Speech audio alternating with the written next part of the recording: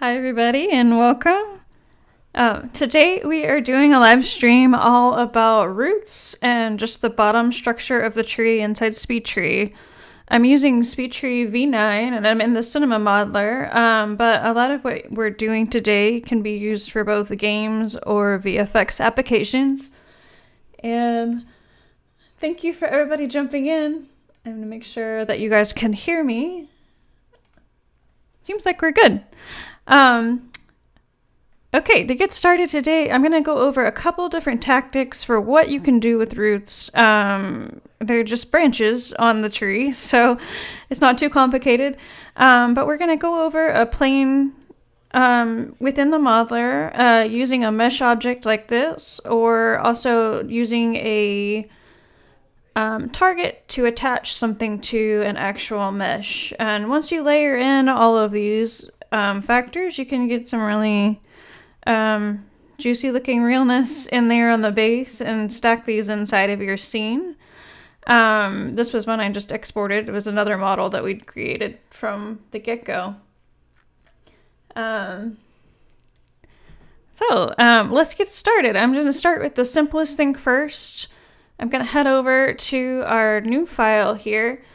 For the sake of time, I've already got some textures loaded in. So what I've loaded in today, I've got an actual photogrammetry mesh that we'll be using later. I've got a couple of textures, and we're not going to focus on leaves or anything today. We're just going to kind of do our thing with the branches. So first thing first, we're going to add our template in here. It's going to be our trunk. And first thing you should know is that these are templates. So you're going to find a root template in the decoration generator. All this is a branch template. So if you wanted to add these from scratch, we can do that as well. So the only difference between this is just a branch, and it's set up down here in the Gen tab with the first and last set to a really low location. I'm going to do this with a set of tubes so you can just see how we set up our template and where we would put those guys from scratch. So if you're not using the root template, you would go in here and you would add a branch. And we're just going to add a set of tubes. This is no completely blank slate here. Everything's going to go hairbrand. I'm going to leave them on interval. I'm just going to say I want 3 or 4 of these guys down at the base, and I'm going to push them down to the bottom of the trunk. I'm going to put a 0 in first and then drag them down to last. Now with interval, you have to time it with the spacing. So if you increase the frequency, you're obviously going to see more of those guys down there. But if you're pushing these guys to last and your frequency is too big, you're going to see that it might disappear, or you might have doubles down there. So you do have to kind of work with the spacing you've got aligned in there. So we'll put the frequency down, and we're going to try to match that up with what we've got. I'm going to push it to a very small number, so I'm going to type that in, 0, 3, to push that right to the end. And usually with a tree, you're going to be sunk into the ground a little bit, and so that's where that little buffer comes in, where you can put just the smallest, tiniest amount in here to keep it from going off the bottom. I don't know if y'all could hear that. My dog is howling in the background there.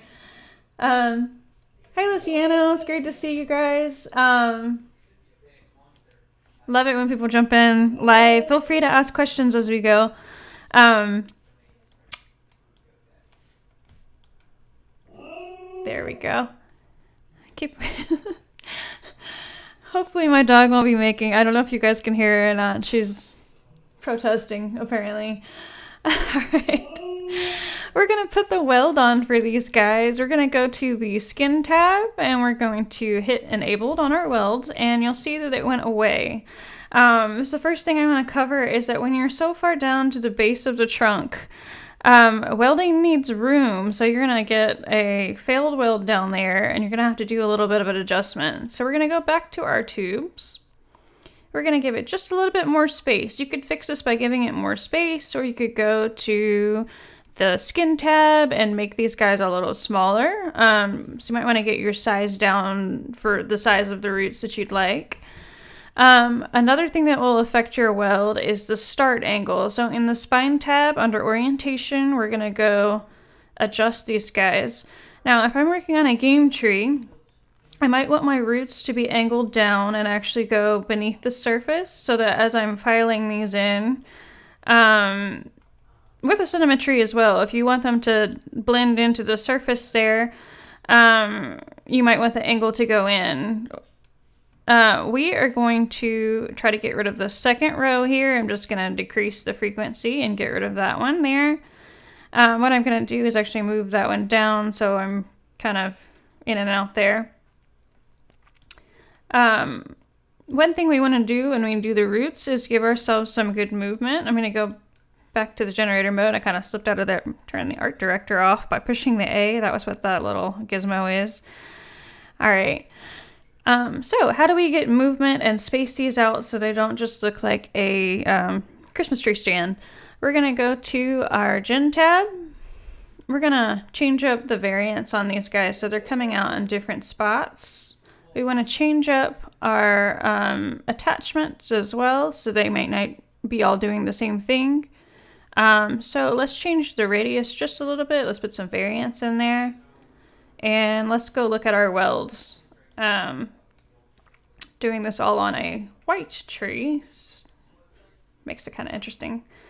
One of the things that you don't have to do, but we also have a root displacement in the trunk itself. So if you are working on something very, very low poly, I would use just the displacement flares instead of attaching roots to the tree. These are going to cost some polygons. So in a game tree, you might just use the flares displacement. And on a cinema tree would be where you can add all this detail in here. So we're going to do a couple different things. We're going to kind of shape up the bottom just a little bit. Going to give the trunk a little bit of shape as well. Oh, I'm on the wrong branch. Wasn't paying attention there. We're going to keep flares off. We definitely don't want those on the roots themselves. I was going to put that on the trunk. And there's already a little bit there. I might pinch it just a little bit more and make the height go up so we've got like a fun looking ridge in there. And what we're going to do is adjust the weld area so it kind of goes up. So two things.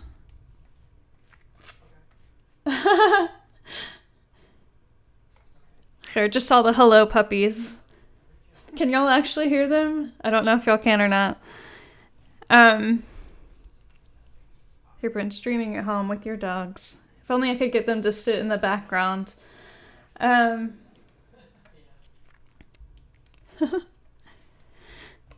Alright, we are on the radius, and we are going to go look at these. So, you could offset these and get a lot of shape out of this area here, or change the upper scale to kind of pull them up. If you're going to do anything extreme, like flying buttress roots or something very large here, I would actually go to the skin tab and maybe bring up the width on the actual branch so that you don't have such an extreme number in the weld offset. There we go. So you can do a lot of shaping in there. One thing some people forget is they add this weld in there and then just sort of keep it with the generic look that comes. But you can change up this radius if you need to bend these in or smooth them out, or you can add a little bump in there. I wouldn't get too crazy with these because you have a blend texture. Let's show you what that looks like. If I drop a root texture onto this tree, I'm gonna drop that on there. We're going to be paying attention to the texture as well. So what happens when you push this out way, way, way far is, I don't know if you can see that texture hopping. You have to pay attention to how far out you stretch that texture. So we want a good blend. We want just a small amount, and we might want to decrease the contrast on there just so it's a softer blend. If you had something with a huge line, like some trees do, you could put that contrast way up. Might want to adjust the noise, just make sure we're getting stuff okay there, but that's going to be the gist of adjusting those settings. And looks terrible so far. Okay, So if you want things to align with the ground, we have our displacement on there, and get some good shape, you don't have to do any mesh crawling. So the first most basic thing that you could do if you want them to line up with the ground is to add a planar force and use it that way. You could have these guys set to the planar force. I've added it to the scene. I am going to hide it because we don't really need it to be visible.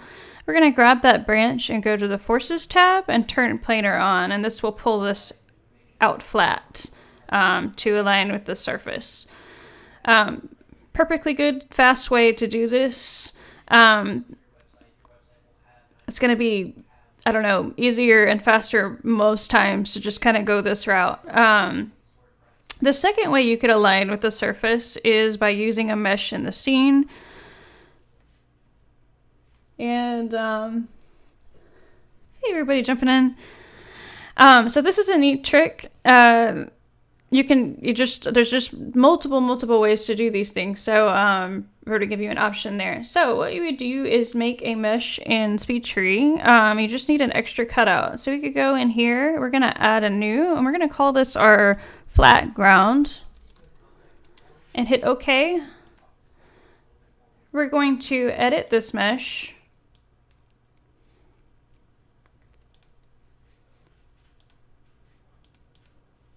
And we're going to put the pivot point right in the center and just add the basic amount of triangles in there. It's not going to count towards your final poly count, so it doesn't really matter how big or small it is. That's all we got there. And we're not going to apply a texture to this, but we are going to do a texture in here because we'll have to apply it. So this is going to be our flat ground.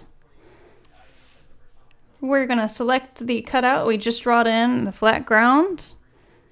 And we're going to add that to the scene. You can add this as a force object, but the new way of doing this is probably going to be better to add a mesh. And we've got that in the scene. To make sure our targets were on. There it is. Couldn't see it because it was so small. I've got our mesh in the scene, so we're going to select our material as our flat ground. I'm just going to grab this. I'm using the screen space keys, but we're going to just resize this really fast. We're going to make this mesh just a little bigger to cover the ground there. And we're going to go back to our tree. And if we want it to be on the surface now, we would right click this guy, and we're going to, sorry, you want to right click it on the gen window. We're going to make a geometry force from the selected. This is our flat ground. So I'm going to name it the same as we got going there. And now we're going to tell our roots here that we want them to crawl over the flat ground. So instead of planar, we're going to adjust it and say it to the flat ground. Now right here, our branches are disappearing. It's telling me that the geometry force is not ready. That's because the trunk is computing first, and so we need to go to our trunk and hit our gen tab and put it in a second pass. That's going to make it hold off for a second so it can decide where everything is, and then we will see our branch again. So it looks pretty funky so far. I'm going to go back to, this is new.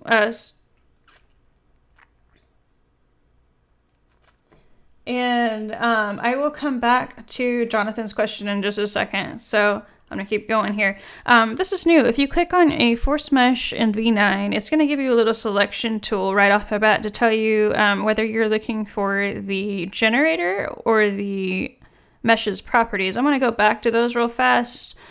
I want to put the ground to attract, and I'm just going to obstruct my roots. So I don't really need a whole lot of other things in there.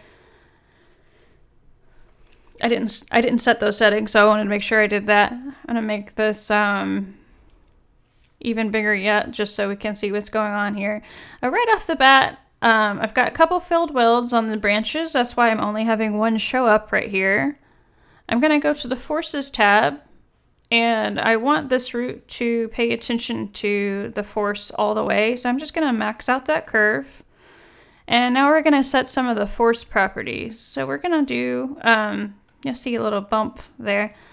What I might want to do with these guys is actually move them up just a little bit.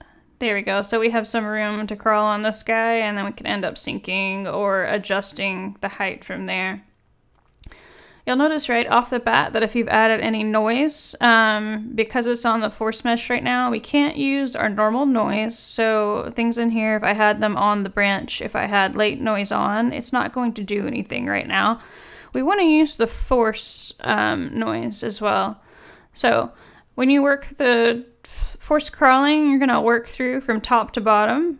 We want to let it try a good number of times. I'm going to leave that 30 in there. You can let it try more if it's a particularly hard mesh to find.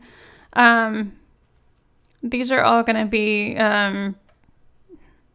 okay for right now. We want it to follow along the mesh just a little bit, and I'm going to put a plus and minus in the angle to turn it different directions.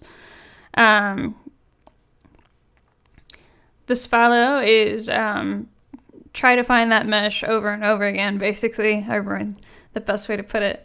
We're going to use this noise down here just a little bit to give it some shape. And since these guys are kind of short and smaller, the turbulence might have to be up in order to see it. So we want that snaky look happening down there.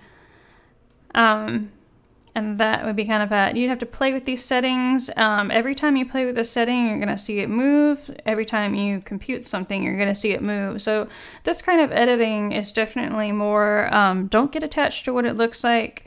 Just keep scrubbing these guys back and forth and get a feel for it. Each time it's having to look up the mesh and decide a new path for these things to go on.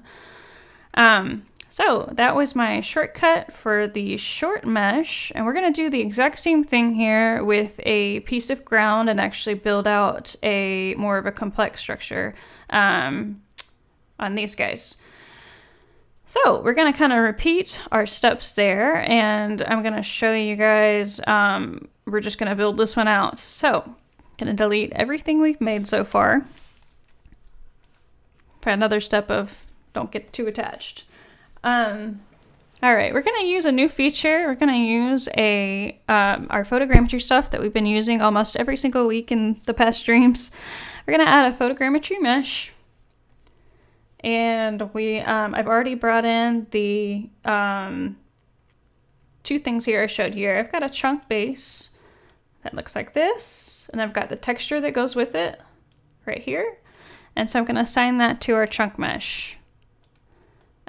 This is going to be our twisted tree trunk. It comes in really large, so we're going to want to resize that right off the bat. I'm going to hit the mesh tab and then scale it down.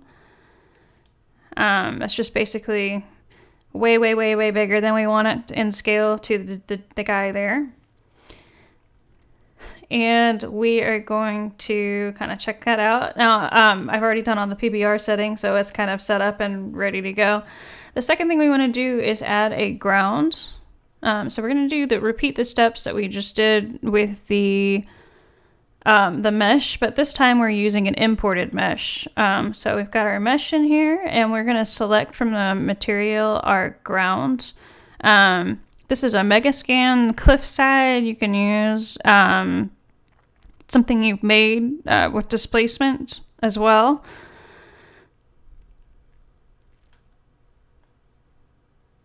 I forgot which one it was.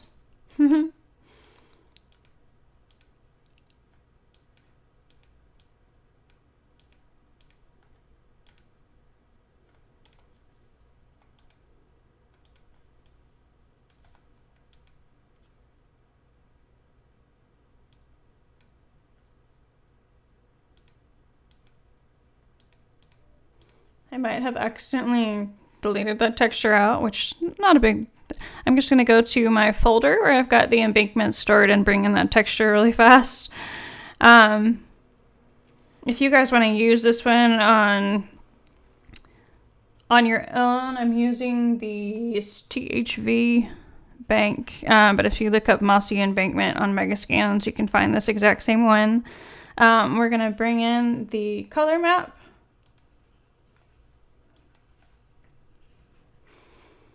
And I'm going to go ahead and assign this to the Megascan grounds. And we're going to want to bring in our normal as well. And our class.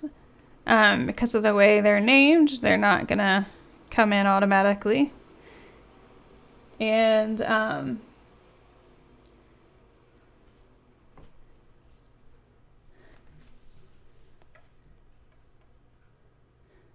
I'm going to answer Jonathan's question real fast.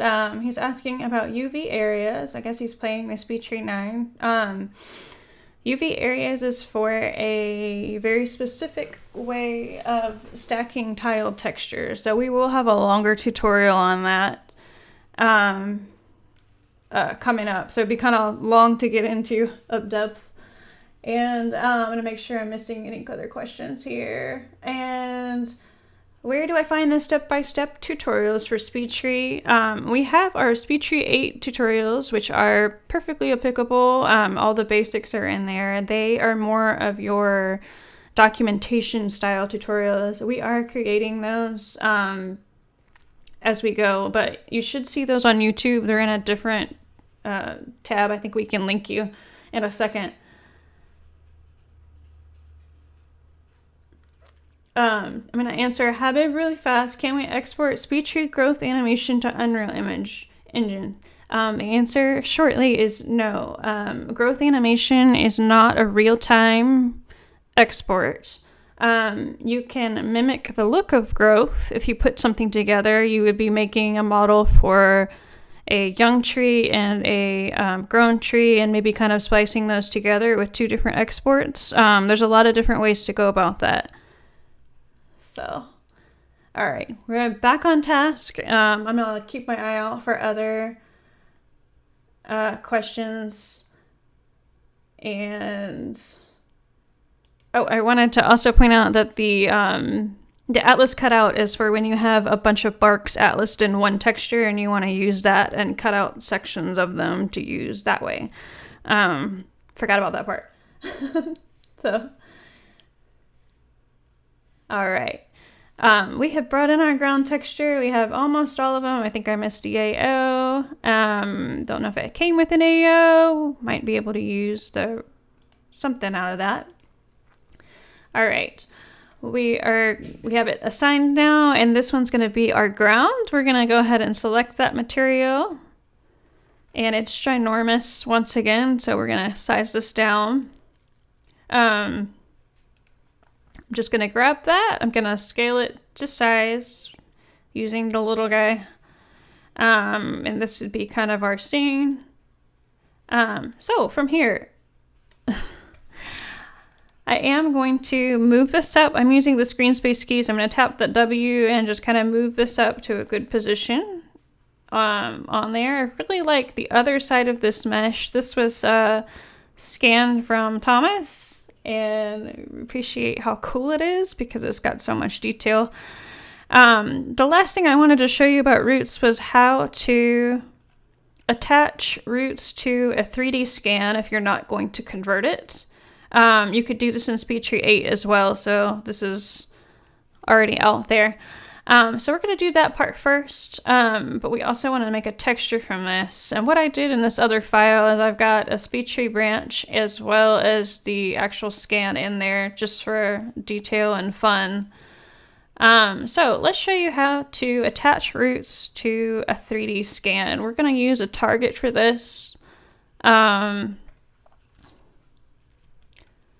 All right, we're going to add a target to the scene right off the bat. I should have selected the mesh I was using and probably should have labeled these guys so that we're not confused as we go. So we'll do that really fast. I'm just going to rename it, and this is going to be our trunk. This is our ground. You can color code these guys if you want, but that's fancy. All right, we're going to attach our target to our trunk, and you should see this little globe guy, and he's kind of hidden in the ground right now. I'm using the screen space key to move him up. These guys are not, if you add one of these and you can't see it, you're going to go to show targets, or hit 5 on your screen there. These little globy things are the fun little lasers of the future, I guess, if I can call it that. With your target, you're going to click that guy and move it around. So I want to decide right off the bat that I'm going to put 3 roots along the base of my mesh here. So I'm going to go ahead and head over to Gen Tool. I'm going to hit the Gen. I'm just do absolutes on targets. Pretty much almost never put them on anything else. We're going to do 1, 2, 3, and they're going to just kind of stack up in the scene. And we want to attach a branch off of these guys. I'm going to just add a single branch attached to my target. We're going to make sure that the skin size is small enough to see it. And I'm going to put a texture on these guys. What I did was, couldn't see my branch yet because it wasn't attached to anything, but my radius was a % of the parent. And those tend to come in really large. So what I usually do is knock out that % of parent and actually use an absolute in the radius. We also want to go to our Gen tab and make sure we're on absolute 1 because we just want 1 branch coming off of each target. Pretty funny looking, and we've got some variance in there. That 0.05 is making that huge difference. I'm going to take that out for now just so we can see what's going on better. And this material looks like is the base. So we're going to put the different material on there just so it looks pretty. And I think we're good on questions. All right, now we're going to grab our targets. And these are the funniest looking thing in the modder, I think. We're going to go to our settings and we're going to decide what kind of target they are. Manual mode is you're going to move them around and attach them, but I like to use the laser, which gives you this little marker, and then you're going to push the screen space keys in order to rotate them. You want the laser to point to the tree. The other settings in here you can use are closest point, and that's going to automatically point to the mesh no matter where you are. So this is going to be the easiest way to set it up. One of the reasons I like to use the laser is I like to put it in a very specific spot. Target locked is after you've got it in position and you don't want it to move anymore.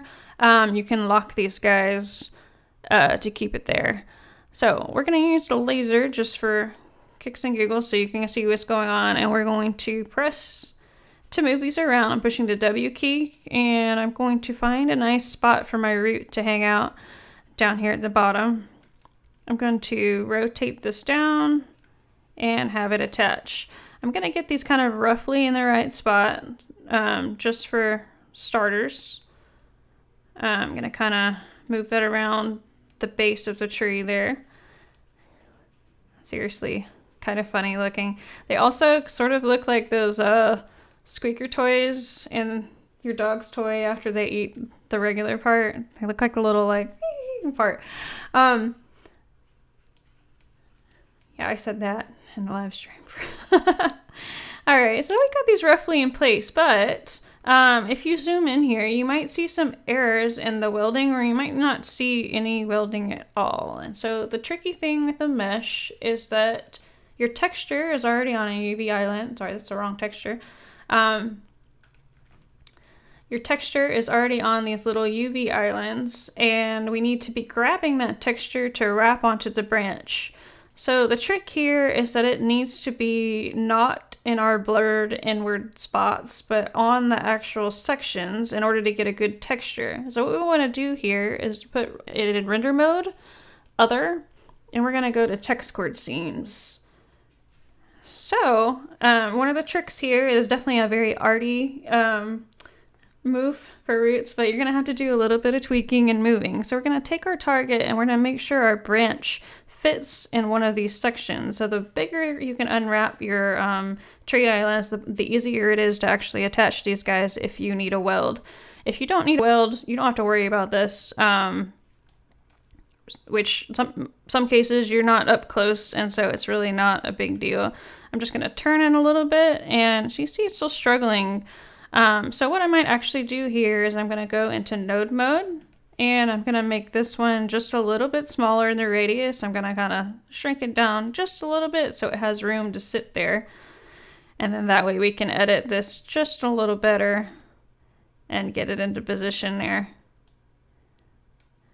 All right, so it should be pretty good now. Should be on the island. Because I can get it closer, why not bring it down just a little bit? I can get it closer to the actual edge of this guy. It didn't like that so much. You can see that the weld was missing, and the angle might have a little bit to do with that, so I'm gonna kind of tweak it. Try to do something a little bit more straight out edit. So this might take you just a little bit to get into position. Seems a little happier there. On this one, we're going to do the same thing. We're just going to do a little node edit in the radius to get it to size. I'm also going to change up the skin here. I'm going to change up the upper scale and kind of drag that one up and see if we can get something good in there.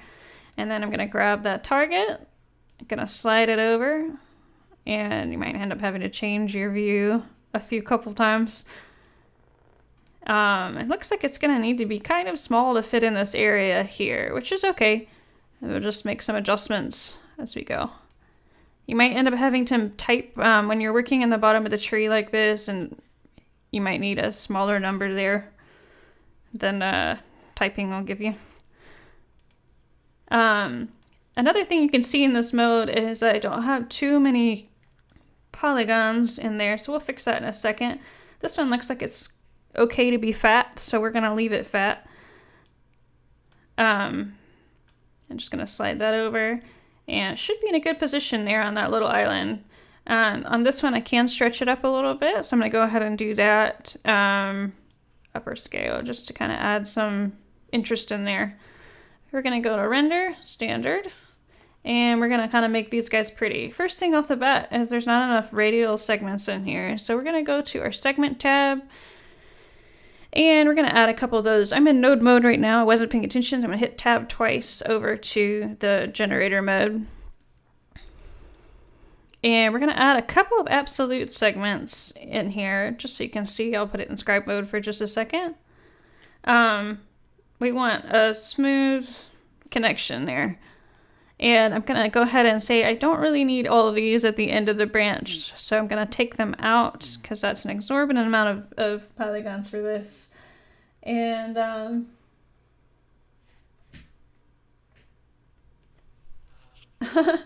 make sure I was good on questions.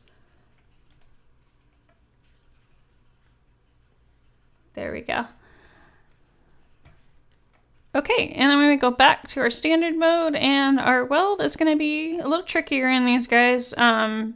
They don't always look as good when it's our SpeedTree geometry on there. We're going to go to the skin tab, and we're going to play around with the amount. So my texture is pulled way down. I'm going to see if I can get some of that texture to pull out a little bit. On this one, it's doing an okay job. I actually want to see if I can pull off that offset. I might adjust this amount just a little bit. If I make it too small, it doesn't have enough room to grab there. You might have to do this in node mode because I'm making very, very specific adjustments there. And you might want to play around with the shape and see if we can get a better look there. These are going to be sort of my large offshoot. I don't mind that these are actually going through and in and out the mesh. So instead of turning on the crawling for these just yet, I'm going to see what it looks like after we start building. The thing I did for the other file after I got done with these guys was I turned off my targets so I don't have to look at these big blobs in my screen. And we're going to use our converter tool really fast. We're going to add a photogrammetry mesh converter. It added it off of the target, which we don't want. We want this to be on the trunk. I'm going to grab the top by clicking on the top. It goes into a little gizmo mode. I'm going to hold down the T and I'm going to place it at the top of the branch. I'm going to do the same thing with the bottom, except it automatically went kind of where I wanted it, so I'm not too worried about that. And we're going to take a look at the texture. This is a very weird example because I have some ins and outs here where it actually folds up on itself. So if you want to be real safe, you can take this texture and make it from down here, but I tried it earlier because I was curious as to how it would collapse this up here, and it actually did a pretty good job. So I'm going to show you what that looks like. We've got a hole in here. I click this pink area to get the texture preview up, and I don't have a very good blend up here just yet. So we're going to switch that up. I'm going to make this texture pretty big. And I kind of missed some of the comments.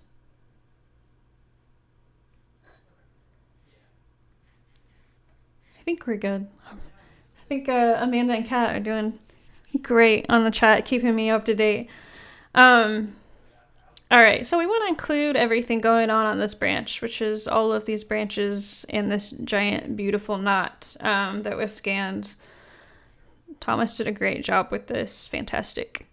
We're going to expand our clearance, and that's grabbing all of that. And we've got some pinching and folding going on, but it actually does an amazing job of a texture. If you have a bend in your branch, you would add some extra points in the spine, and that will help with pinching in the texture. But for this case, it actually does a pretty good job straight. We want to look at the blend up here, which actually I'm going to change the preview size so you can see it, because I've got the polygons covering it up there. We want this to be a little bit more natural. So I'm going to go to the blend range and maybe push that out. You can see that the orange down here is the texture it's pulling from. And that helps a little bit. I'm going to put it on a different blend. I'm going to just pick one of the defaults that's a little fuzzier to help that out. And we're going to see if stretching it or pulling it back helps. So you don't want to stretch it too far. That does a good job. One of the things that I think will help this is if we repeat the stretch just a little bit, because it is a little bit darker at the top and the bottom. That might have been a little too much. All right, once we have this in a pretty good position, we're going to go down to the bottom and we're going to make this a material. Make new material is going to bring this texture in for us and not create any geometry. I'm going to convert the entire thing to a trunk because we're going to use it in a second. And we want to, give me a second so I can save this into my folder. There we go. All right, we're gonna save this into a fresh bark folder.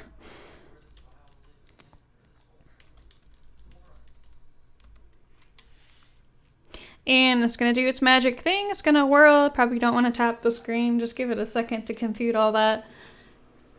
And I'm gonna see if while it's computing, if we've got any questions. I also regret not hitting save, so we'll hopefully do that when it's finished.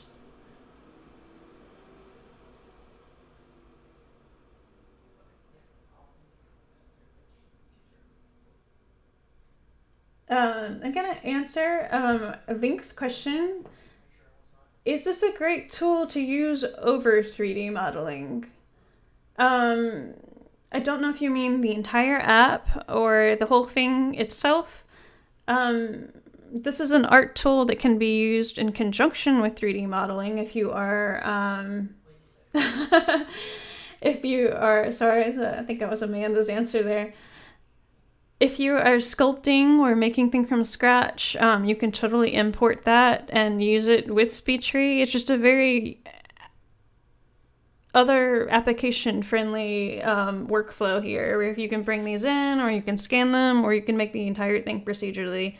We've been focusing a lot on using our new 3D tools because they're really cool and we want to show them off, but there's just so many workflows that you can get out of this.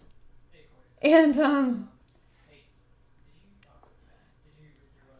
I might have missed the second question. I'm sorry, Jonathan. I'll try to scroll up real fast. So much text.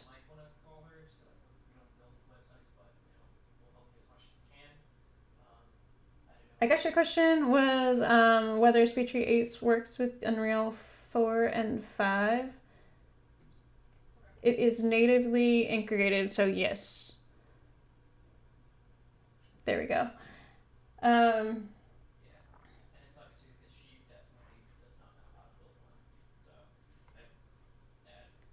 Catching up. I guess all the text was coming on a little late and delayed for me, so I want to make sure I catch all your questions there. And yes, um, chiming in about the learning curve. Yes, there is a little bit of a learning curve, just like there would be for any um, software. The learning curve for SpeedTree is amazingly fast. I cannot even stress how fast it is to pick it up, just because. I don't know if it's because it's trees or because it's organics, but once you get in here and understand the basics, most people are making fully fledged trees with leaves on them within the day. I might be a little biased on that.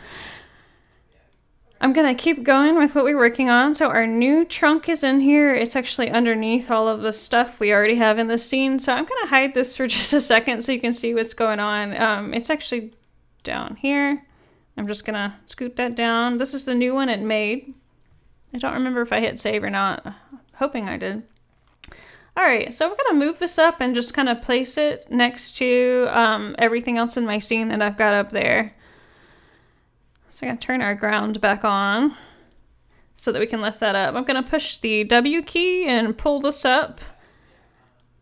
I would say that this stream in the beginning is more of the route approach you should take for beginners, and what I'm doing at the end of the stream is definitely complex, and it's basically a lot of different methods combined together. So you can see some of the organic shapes and just kind of appreciate roots, as their roots are cool. We like roots. All right, so I've got our main trunk in here, and I'm gonna wedge our SpeedTree trunk over here and do what we did in the beginning of the stream. I basically am just moving this into position. So this is a node edit. So this tree that I'm making right now is not going to be randomizable. I'm okay that it's kind of running into the other one, but I'm going to give it some shape now. I'm going to go ahead and go back to gen mode. I am going to use displacement to shape this because I made a height map with the mesh converter just now that looks like this, and I've got all kinds of fun stuff going on in there. Sorry, that's the AO map. The height map was the one over. I'm going crazy. All right, we're going to hide our mesh converter because we don't need that in the scene now. I'm also going to shape this with the bend tool in just a second. So I'm going to turn on displacement with this, and I'm going to using the material, and I'm going to fit to geometry, and that's going to follow our height map. We want the scale to be on 1 and 1. And we're going to kind of lessen that where it didn't turn out so good.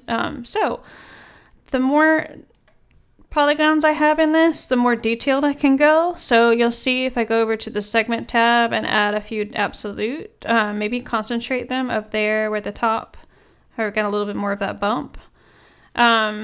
This is okay to do on this lower high detailed area.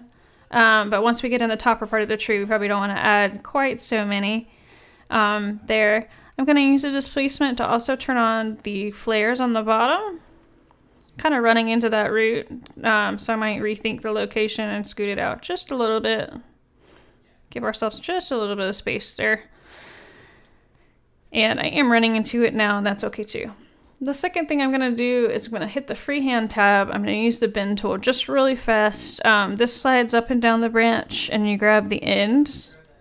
And then you can do a really fast position in here.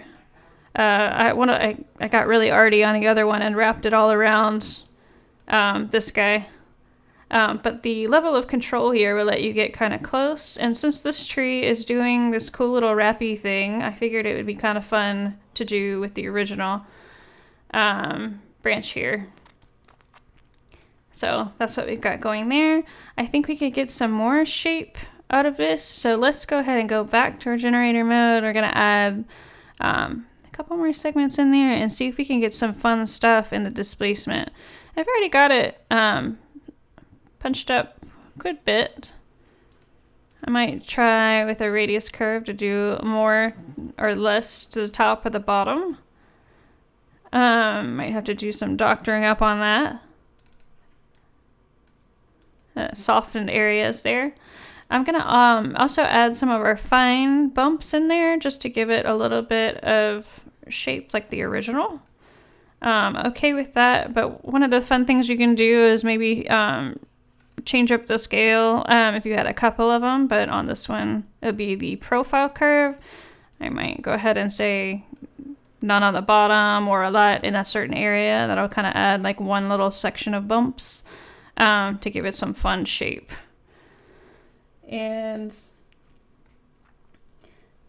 there we go. I think if you're just starting out, I know some of the questions there is like how to get started and how to like understand the gist. If you want to go back to our very first live stream, I would call that like SpeedTree 101, just sort of like how to build a basic tree.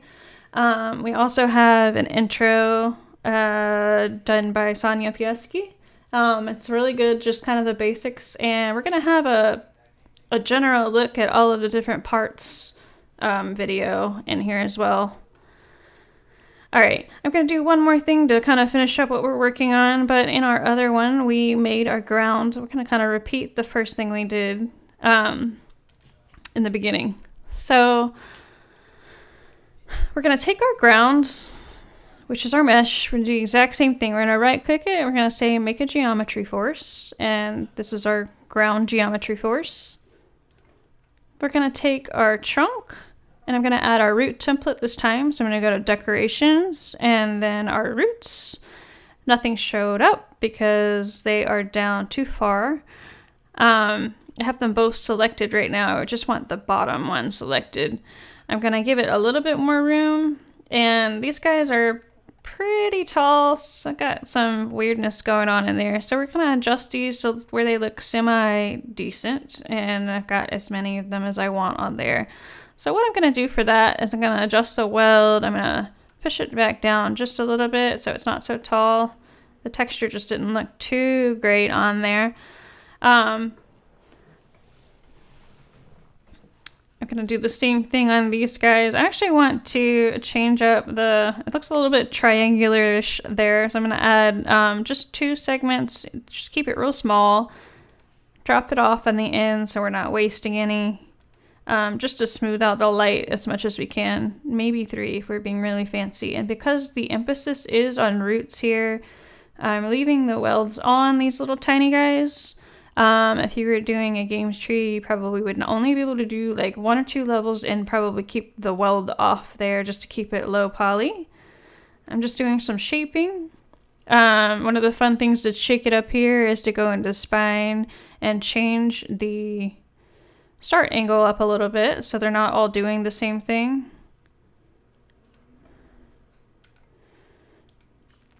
All right. If these guys were not on the ground, I could use a force gnarl. It's a really handy way to pull these guys around. In SpeedTree 9, you can go to the spine tab and actually use the parent curl up. Using some variants in there will kind of pull these back and forth different directions. And turning it on sooner makes that little like wrapped look, which is a nice look for these roots. Right off the bat, I don't have enough polygons on these guys, so they're kind of cutting in and out already. I want them to grow over the ground, and so I'm going to go to our Forces tab, and I'm going to turn on the Ground tab. And again, they went away because I need to change the path. So I'm going to go to the very beginning of the trunk here and go to the Gen tab and put it in Pass 2, and they should come back. Now I've got it hopping up.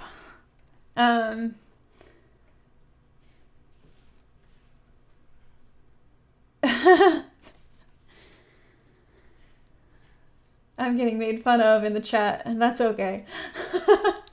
Alright, we've got the little hopping guy here. They are listening to the ground. We actually didn't set the settings, so let's just look at that real fast. I've got it set to attract. I've got it set to collide. Attenuation is if you've got something that 2 objects in here and you want one to be stronger than the other, you can make it have sort of a pull power. I guess we put that there. We do all that in previous screens, so I'm not going to go into detail. We're going to go back to our forces tab. I'm going to say that along the entire ground, I want it to be maxed out. And we're going to change these settings up so that they will actually pay attention. So if you have the roots and they're not cooperating or they're not doing exactly what you would like them to do, one of the things that you might need to do is go into the segment tab and increase the accuracy. So see where it's jumping there. It's actually hitting this mesh. It doesn't really know what to do, so it's flying off in a direction. Increasing the accuracy of the spine gives it more points in which it can look, so you can get a little closer to the surface. If it can't find the answer, it's getting rid of it. You can keep the bad ones if you want. You just need to go back to change that setting. Sorry, our roots tab in forces. If you want to change it, say instead of stopping it, you could prune it into the ground, or you could keep it anyways. In that case, it looks like it's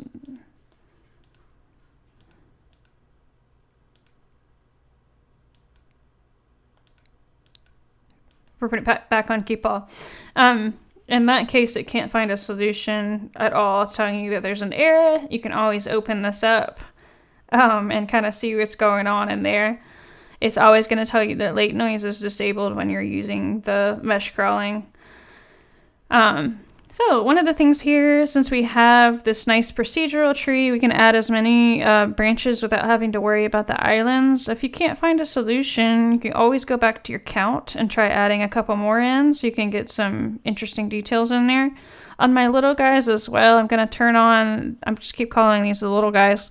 I guess I nicknamed them the little guys. We're going to put this on the ground as well, so it's crawling. And we're going to do the same thing. We're going to kind of adjust the properties here so that they're following along. I'm going to change the variance of the angle there so they do little crawly things. And then we want a little worm thing going on, so we want them to kind of have some sort of interesting action going on.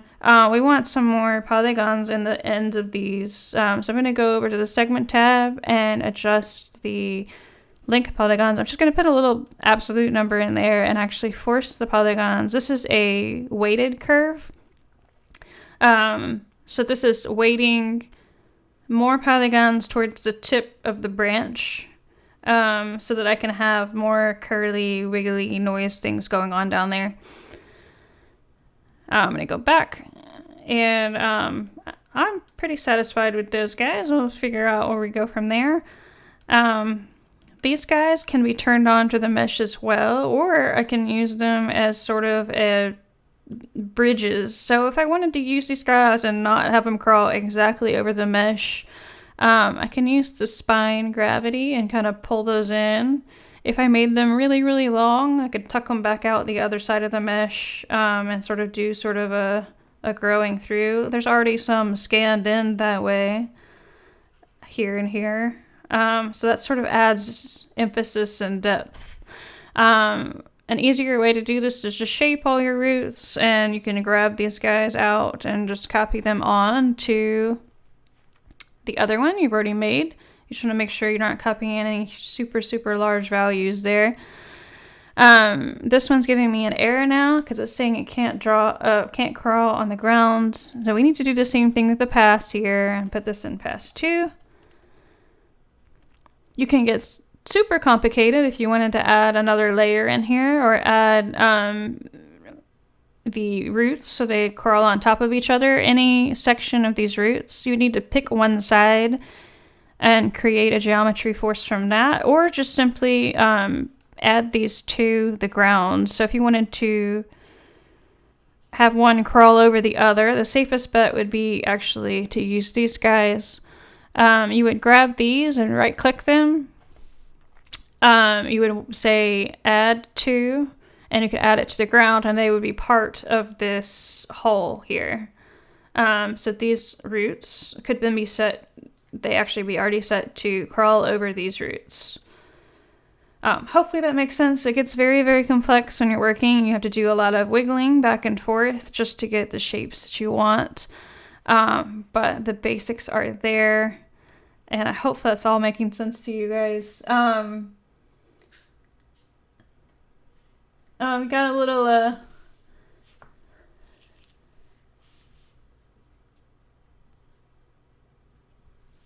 there we go. I think I missed so much wall of text here. That's gonna wrap it up for everything that we're working on with roots today. We're about at the 4 o'clock marker. So from here, I just keep working on this. I might change this up to interval and increase the frequency. So I have a lot going on. I've got some really long roots in there, and that's kind of a fun look too once you get the force turned on. You could turn that on high and change this up. This follow strength does need to be on in order for it to follow the edge, but also for the noise to work. I just wanted to add that in there and make it super, super noisy. We went so far down that we're kind of going to the back side there. So I might make them a little shorter. I made the original one probably way, way, way too long. Hone that in. So, yeah, I would basically keep working and adding onto this. On my other one, I used a bake stitch for the top of this.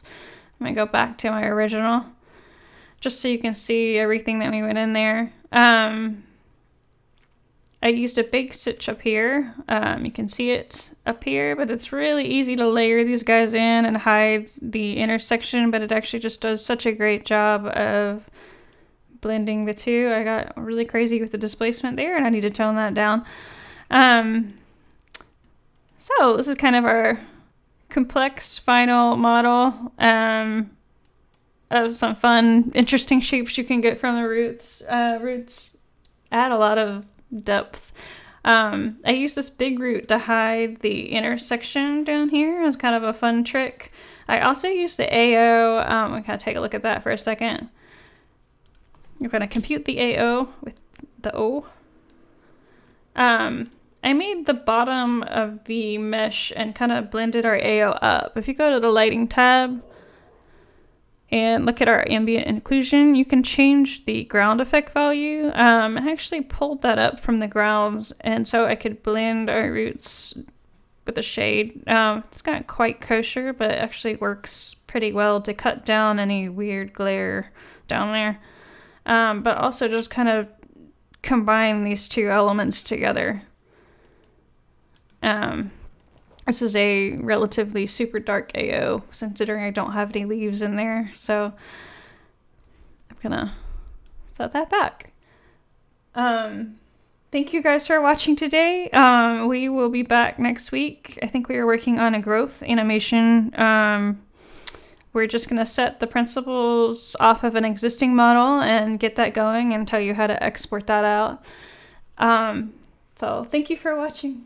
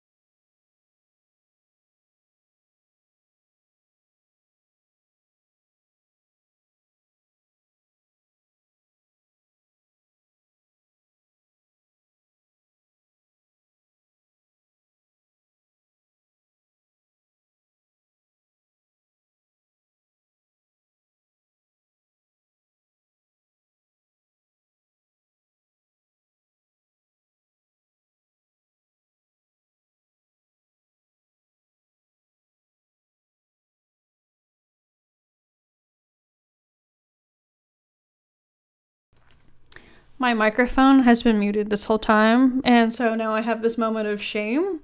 I did not realize that. I'm gonna go back. I'm so sorry, guys. I was explaining the forces. Oh, I feel so dumb. Sorry, guys. Okay, I just wanted to come back and answer some of the questions in here. Forces exist inside the SpeedTree. They don't export out with the tree. They're just an additional way to make shapes. Literally. I can't believe I've done that. I've done that like 3 different streams. Awesome. Okay. Kind of recovering from a moment. There we go. Okay, so yeah, these aren't going to export out with this tree. You can't use these later. They're not animated. They are solely shaping tools. In SpeedTree 8, you have the exact same forces that you've got in there, and the gnarl, twist, and twirl in 9 you can actually use as part of our properties as well. So you could have multiple layers of these guys. Or turn this on for the branch and pull it one direction. They all kind of play together so you can get some fun shapes in there. Right now I have up on, so it's not following directly. A great way to use these, we really had the direction in there for matching when you had the concept art in the back and you wanted to do, your side cliff tree that's kind of hanging over the edge. We gave you a third option in the freehand mode now, or if you don't want to use a direction and you just want to say, well, this tree does exactly this, this is just the fastest way to go about that. This is especially helpful for like craggy side trees, or you have some sort of organic element going. If you turn this on everything at once, it just automatically adds that extra organic element there. And all right, there was a third question. I'm just trying to like scroll up and grab it really fast. Someone was asking for an indie license. I'm so sorry that nobody got to you. We would try to get to you through. We were a very small team. Project. So.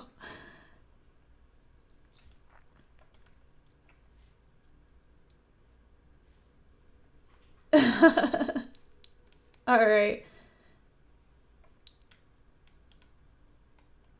No rock and dirt feature just yet, but you can make rocks and dirts if you really, really feel like it. You just need the material. You can use this as a very short creation. You can change the radius up and make a small squatty object and put a lot of displacement on it. So you can make things that are not generic tree shapes in here, just to cover that. And I think I've answered everything now. So sorry about the audio, guys. Hopefully I didn't miss anything there. All right. Thanks for watching, guys. I'll see you guys next week. Have a good one.